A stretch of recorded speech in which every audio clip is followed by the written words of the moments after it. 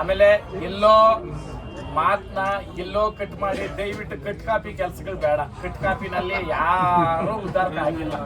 ಅದು ಏನಾಗ್ತದೆ, ಅದು ಸಂಸ್ಕಾರವಂತರಕ ಹತ್ರದ್ದು ಅಲ್ವೇ ಅಲ್ಲ ಅದು ಅಲ್ವಾ.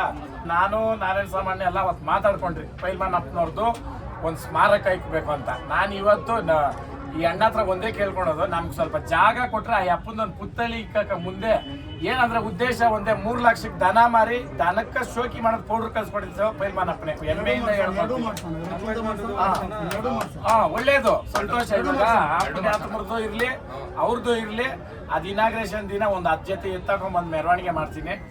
ಅವತ್ತು ನನ್ನ ಕೈಯಾಗಂದ್ರೆ ಬ್ರ್ಯಾಂಡ್ ಅಂಬಾಸಿಡರು ನಮ್ಮ ಧ್ರುವ ಅವ್ರು ಬರಬೇಕಾಗಿತ್ತು, ಕಾರಣಾಂತರದಿಂದ ಬಂದಿಲ್ಲ. ಅವತ್ತು ಕರೆಸಿ ಮಾಡೋಣ. ಅಂದರೆ ಇವತ್ತು ವಿಡಿಯೋ ಮುಖಾಂತರ ಕೇಳ್ಕೊತೀನಿ, ಯಾಕಂದ್ರೆ ಸ್ವಂತ ಜಮೀನು ಅವ್ರದ್ದು, ಕೇಳೋದ್ರಾಗ ತಪ್ಪಿಲ್ಲ.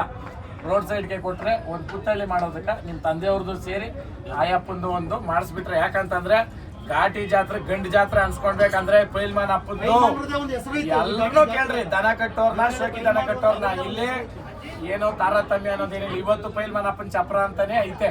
ಸ್ನೇಹಿತರು ನಾವೆಲ್ಲ ದನ ಸಾಕೋರು, ಯಾವ್ದೋ ವೈಮನಸ್ಸು ಕೆಲವೊಂದುಗಳಿಂದ ನನಗೇನೋ ಯಾರನ್ನ ದ್ವೇಷ ಕಟ್ಕೊಂಡು ಬರೋದೇನೂ ಇಲ್ಲ.